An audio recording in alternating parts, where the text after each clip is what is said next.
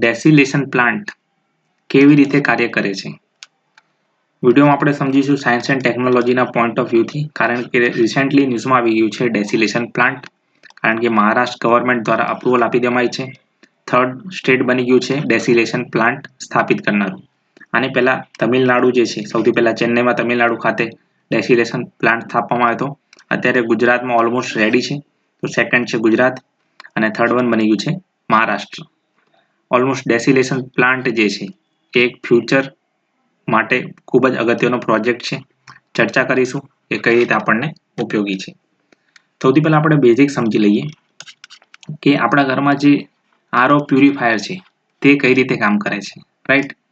હવે જો એક બેઝિક ટર્મિનોલોજીની મદદથી સમજી લઈએ પહેલાં કે પાણી જે શુદ્ધ હોય છે, શુદ્ધ પાણી જો અશુદ્ધ બને, શુદ્ધ પાણી અશુદ્ધ બને તો આ પ્રક્રિયાને કહેવામાં આવે છે ઓસ્મોસિસ.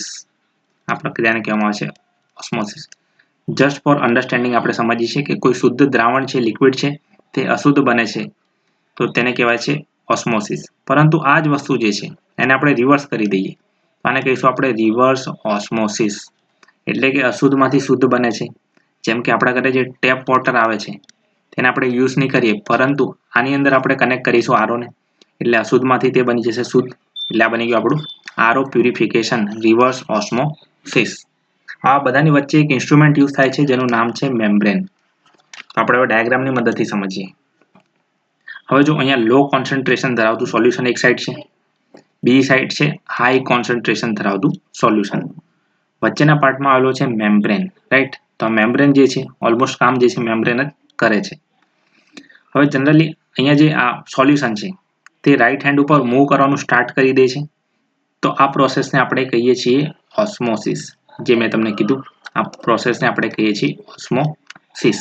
તો જો અહીંયા તમે જોઈ શકો છો આ સોલ્ટ મોલેક્યુલ, માની લો કે આ દરિયાનું પાણી છે, સોલ્ટ મોલેક્યુલ કીધું એટલે આ છે સલાઇન, એટલે ખારું પાણી હશે. તો આ બધું પાણી અહીંયા આ રીતે ગયું, તો લો ટુ હાઈ કોન્સન્ટ્રેશનમાં જતું રહ્યું, ઓસ્મોસિસની પ્રક્રિયા થઈ ગઈ. પરંતુ હવે શું થાય છે, અહીંથી પ્રેશર અપ્લાય કરવામાં આવે છે અને આ પાણી આ બાજુ જાય છે. તો અહીંયા જો ક્લીન વોટર વધી રહ્યું છે, તો હવે આને આપણે કહીશું રિવર્સ ઓસ્મોસિસ. તો બેઝિકલી આ સિદ્ધાંત ઉપર કાર્ય કરે છે કોઈ પણ ડેસિલેશન પ્લાન્ટ. હવે તમને ખ્યાલ આવી ગયો. સમજીએ એક્ઝામ્પલની મદદથી કે ઓશન એટલે કે સમુદ્રનું જે પાણી હોય છે તેની અંદર સોલ્ટ હોય છે, અલગ અલગ વસ્તુ હોય છે. તો તેના પર આપણે હાઈ પ્રેશર અપ્લાય કરીએ છીએ, પછી ક્લોરીન ઉમેરીએ છીએ, પછી બીજા અન્ય કેમિકલ ઉમેરીએ છીએ. આ બધી પ્રોસેસ થયા પછી જે આપણને પાણી મળે છે એ છે આપણું ફ્રેશ વોટર. અને ઓલમોસ્ટ પ્રોસેસ થાય છે એને કહેવાય છે ડેસિલેશન. આગળ વધીએ મિત્રો. આ રીતનો પ્રોજેક્ટ જે છે, પ્લાન્ટ જે છે, આ રીતનું દેખાય છે. સૌથી પહેલા એક ઇન્ટેકની મદદથી પાણી જે છે અંદર જાય છે ટનલમાં. અહીંયા પાણીમાં પીએચ માપવામાં આવે છે, એની અંદર ક્લોરીન એડ કરવામાં આવે છે. પછી ત્યાંથી આગળ વધીને તેને ફિલ્ટર કરી દેવામાં આવે છે. અને મોસ્ટ ઇમ્પોર્ટન્ટ પાર્ટ મેં તમને જે રીતે કીધું, આ છે આપણું મેમ્બ્રેન, જે આપણું આરઓ પ્યુરિફાયરમાં પણ હોય છે. આ મેમ્બ્રેનમાંથી જે છે ફ્રેશ વોટર અહીંયા આ સાઈડ આવી જાય છે, બાકી જે યુઝલેસ વોટર છે તેને પાછું મોકલી દેવામાં આવે છે. હવે તમે યાદ કરો, આપણા ઘરે જે આરઓ પ્યુરિફાયર છે તેની અંદર પણ એક ઇનલેટ અને આઉટલેટ હોય છે. તો બસ એ પણ સેમ આ સિદ્ધાંત પર કાર્ય કરે છે.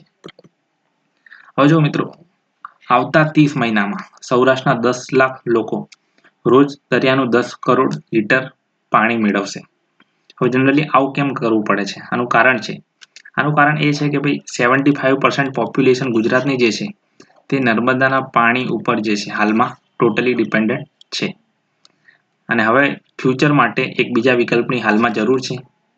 તો એના માટે આ ટેકનોલોજીમાં પણ આપણને સહાય કરી રહ્યું છે. યાદ રાખવાનું છે મિત્રો, ઇઝરાયલ જે છે ટેકનોલોજી એટલે કે ડેસિલેશન પ્લાન્ટ માટે સહાય કરે છે. તો ઘણા બધા અહીંયા ફેક્ટ્સ એન્ડ ફિગર આપવામાં આવ્યા છે, પરંતુ આપણા માટે ઇમ્પોર્ટન્ટ નથી.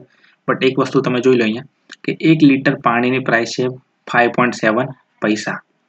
તો ખૂબ જ સસ્તામાં ખૂબ જ ફ્રેશ વોટર મળી રહ્યું છે, એ પણ સોલ્ટ વોટરને રિફાઇન કરીને. તો સૌથી પહેલાં દેશમાં તમિલનાડુમાં આ પ્લાન્ટ સ્થાપવામાં આવ્યો હતો. અત્યારે હાલમાં ગુજરાતમાં ઓપરેશનલ છે, હાલમાં જે છે કામ ચાલુ છે.